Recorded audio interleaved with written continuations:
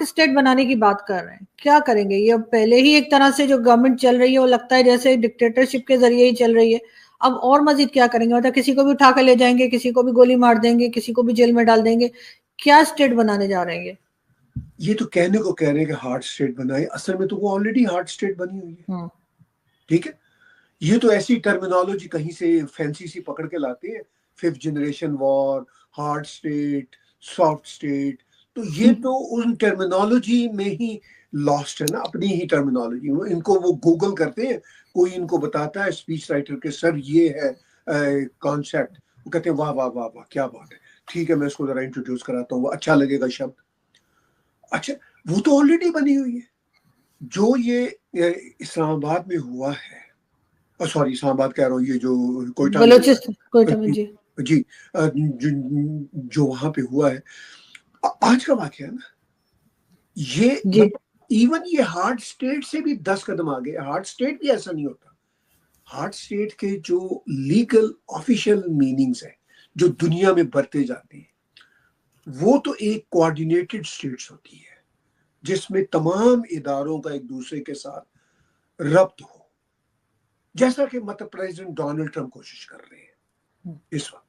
وہ یہ کہتے ہیں کہ ہمارے ہاں اداروں کا ربط نہیں تھا تو ہم یہ امیگریشن کے سخت آرڈر کر رہے ہیں. اب انہوں نے بہت حد تک پریزیڈنٹ ٹرمپ نے امریکہ میں ساؤتھ سے, میکسیکو سے کسی انلیگل کا آنا آلموسٹ امپاسبل ہو گیا, اس لیے کہ وہ یہ دعویٰ کرتے ہیں کہ ہمارے جو سارے ادارے ہیں آپس میں کوآرڈینیٹر ہیں.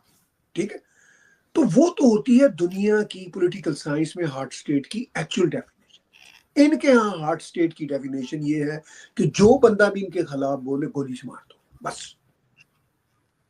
This is not even hard state. This is a dictatorial state.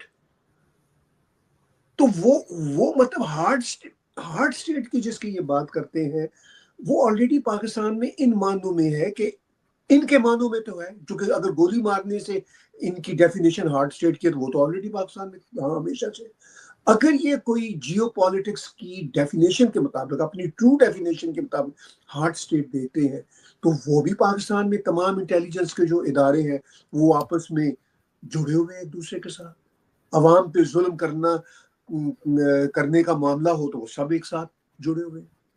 تو وہ بھی, یہ تو ہارڈ اسٹیٹ تو آلریڈی بنی ہوئی. ہاں اب یہ اس کو, اچھا ڈکٹیٹوریل اسٹیٹ بھی آلریڈی ہے پاکستان, اب یہ اس کو 2 سٹیپ اور آگے لے کے جانا چاہتے ہیں, اس لیول پہ لے کے جانا چاہتے ہیں جس لیول پہ انہوں نے بنگلہ دیش میں اپنا نظام قائم رکھا ہوا تھا اس وقت کے مشرقی پاکستان میں 70 میں, کہ خواتین کا ریپ کر دو, لوگوں کو مار دو, ان کی لینگویج کو ایکسیپٹ نہ کرو, ان کے کلچر کو ایکسیپٹ نہ کرو.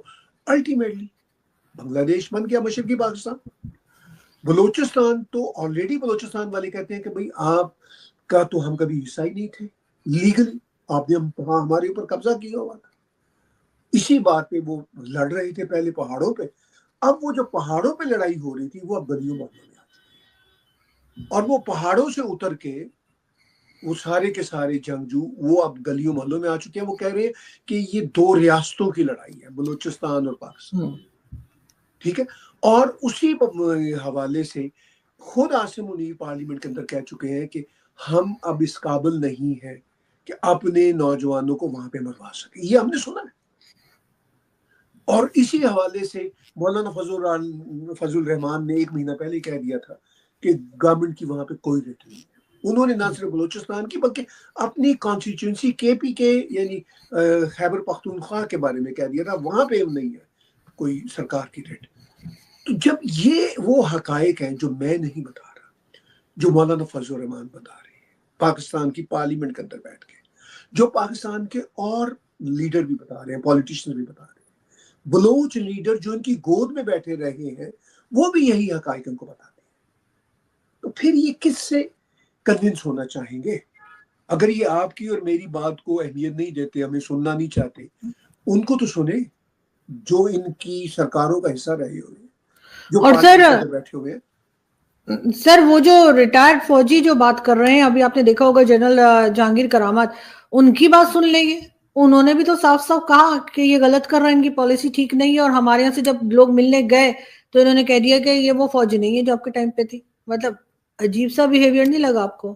جی کہ بالکل بالکل ایسا ہی ہے، ایسا ہی ہے. دیکھیے نا، جب اصغر خان نے اپنی کتاب لکھی تھی کہ ہم کیسے جنگیں ہارے تھے، تو وہ کوئی باہر کے ایجنٹ تو نہیں تھے نا، وہ کوئی جرنلسٹ تو نہیں تھے نا.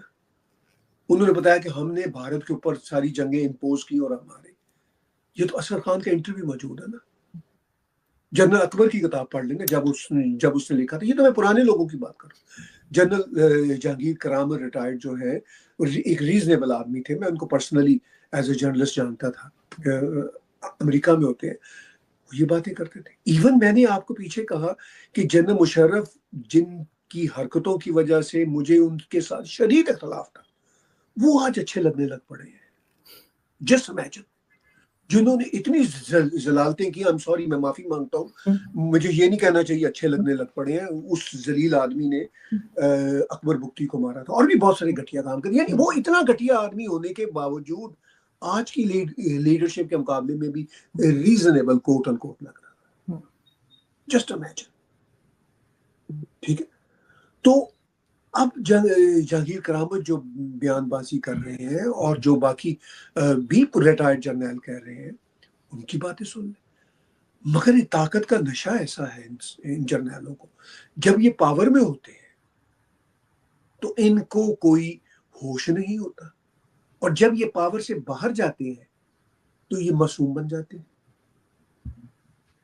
ان کو سوچنا چاہیے کہ یہ سدا پاور میں نہیں رہیں گے. جتنی مرضی یہ ایکسٹینشنز کروا لیں.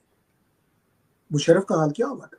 کتنی ایکسٹینشنز کروائی تھی، وردی نہیں اتارتا تھا. تو زندگی تو سب کی اسی طرح ختم ہونی ہوتی ہے، ہم میں ہوں کوئی بھی ہو. تو انسان کو کوئی شرم لحاظ ہو کہ بھائی ہم دوسروں کے اوپر جو ظلم کر رہے ہیں وہ بھی تو ہماری طرح کے انسان ہیں. تو جب تک یہ ہوش کے ناخن نہیں لیں گے تب تک یہ اپنا بھلا بھی نہیں کریں گے، اپنے ادارے کا بھلا بھی نہیں کریں گے، اپنے دیش کا بھلا بھی نہیں کریں گے، اور معصوم لوگوں کی جانوں سے بھی کھیلیں گے. بالکل سر، اور یہ بات نہ جانے ان کی سمجھ میں کیوں نہیں آ رہی. لیکن سر میں لاسٹ میں آپ سے یہ ضرور پوچھنا چاہوں گی کہ پہلے پرانے کلیجے کے پہلے ٹائم میں، یا 20-30 سال پہلے، ایون 40 سال سے بھی پہلے، یہ چیز تو چل جاتی تھی کہ یہاں کچھ بھی ہوتا ہو تو یہ کہہ دیتے تھے بھارت کروا رہے، اور وہ چیز بک بھی جاتی تھی، وہ چورن. اب لوگ نہیں لے رہے. اب یہ کہہ رہے ہیں کہ جی بلوچستان میں جو کچھ ہو رہا ہے، KPK میں جو کچھ ہو رہا ہے، وہ افغانز کے ذریعے ہندوستان کروا رہا ہے. لیکن یہاں کے لوگ ماننے کو تیار نہیں ہیں. اور یہاں کا جو کہہ لیجیے جو گورنمنٹ ہے اور جو باقی لوگ جو میڈیا میں بات کرتے ہیں گورنمنٹ کی طرف سے یا اسٹیبلشمنٹ کی طرف سے، وہ مسلسل یہی سٹیٹمنٹ دے رہے ہیں کہ یہ سب کچھ جو ہے وہ بھارت کروا رہا ہے. تو آپ کو لگتا ہے کہ اب چلے اگر دوسری کنٹریز نہیں مان رہی، یورپ نہیں مان رہا، کینیڈا، امریکہ، لیکن گلف کنٹریز بھی نہیں مان رہی سر اس بات کو ہماری، جبکہ وہ تو ہمارے برادرلی اسلامک کنٹریز ہیں، وہ بھی ہماری بات نہیں بائی کر رہے. دیکھیے، مطلب جو مغربی دنیا ہے ان کو بھی ان کے جھوٹوں کا پتہ ہے، اور جو ان کے اسلامک برادر دیش ہے گلف کنٹریز کے، ان کو بھی پتہ ہے کہ ان سے زیادہ جھوٹا اور کمینہ کون ہو سکتا ہے. وہ بھی ان کا ساتھ صرف اس حد تک دیتے ہیں کہ ان کو کچھ کرائے کے فوجی چاہیے ہوتے ہیں، وہ لے لیتے ہیں. ادروائز آپ کو پتہ ہے کہ اس وقت وہ پاکستان کو کوئی امداد نہیں دے رہے. پہلے وہ $1-2 بلین پاکستان میں پار کر دیا کرتے تھے، وہ بھی کچھ 4-5% اینول ریٹ پہ. اب وہ بھی، اس میں بھی وہ انٹرسٹڈ نہیں رہے. تو دیکھیے، ان کا چورن کہیں نہیں بک رہا. جہاں تک آپ نے بات کی پاکستان کی جنتا کی، وہ پہلے کو بھی 30-40-50 سال پہلے اس طرح کا جھوٹ سن لیتی تھی، مان لیتی تھی. جھوٹ دیکھیے اس کے پیر نہیں ہوتے. کب تک جھوٹ چلے گا؟ ایک ہی جھوٹ چلے گا. اب دیکھیے نا، وہی پرانی کہاوت ہے، ہمارے دیسی کہاوت ہے جی، کہ وہ ایک بچہ جھوٹ بولتا تھا کہ شیر آیا، شیر آیا، شیر آیا، اور ایک دن واقعی شیر آ گیا تو کسی نے یقین نہیں کیا. تو بھارت تو گیا نہیں. 71 کے بعد، 71 میں بھی بھارت نے مشرقی پاکستان جو بعد میں بنگلہ دیش بنا، ان کی اوپنلی مدد کی تھی، کوئی چھپ چھپا کے مدد نہیں کی تھی. ایسا نہیں تھا کہ بھارت نے کوئی چھپ کے کچھ کرا تھا، اوپن مدد کی تھی پوری دنیا کے سامنے، اور دیش کو لگ کیا تھا. اب بھی جب کبھی بھارت کو ضرورت پڑی تو وہ بلوچوں کی اوپن مدد کرے گا، وہی کہاوت کہ شیر آیا یہ تو جھوٹ بولتے رہتے ہیں نا. اور جس دن واقعی بھارت آ گیا تو وہ کوئی چھپ چھپا کے نہیں آئے گا. شیر کبھی چھپ چھپا کے نہیں آیا کرتے. وہ پھر اوپنلی آئے گا اور باقی دنیا کے جو سٹیک ہولڈر ہیں ان کی مدد سے الگ کر دے گا. ویسے تو الگ کرنے میں بلوچستان کو، خود بلوچستان کے جو لوگ اپنے رائٹس کے لیے لڑ رہے ہیں وہی بیچارے کافی ہیں، لیکن الٹیمیٹلی اگر ان کو کوئی انٹرنیشنل پاور چاہیے ہوگی تو وہ پھر اوپنلی آئے گا. تو یہ جو جھوٹ بولنے کا ہے نا کہ جی یہ سب بھارت کرا رہا ہے بھارت کرا رہا ہے، بھئی جب بھارت نے کرانا ہوگا نا تو پھر آپ کو یا مجھے وہ چھپ چھپا کے نہیں وہ آئے گا، وہ اوپن آئے گا. پھر ان کو کہنے کی بھی ضرورت نہیں پڑے گی.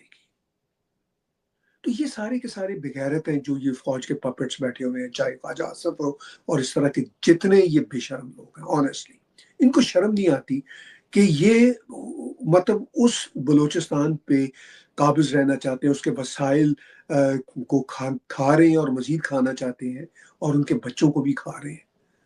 یہ کب تک چلے گا؟ میں ان کی اسلامک بھاشا میں کہتا ہوں، میں مذہبی بھاشا یوز نہیں کیا کرتا، میں ان کی اسلامک بھاشا میں کہتا ہوں کہ پھر خدا ان سے جو انتقام لے گا اور جو لے رہا ہے آنیسٹلی ان ظالموں کو اس کا پتہ نہیں ہے.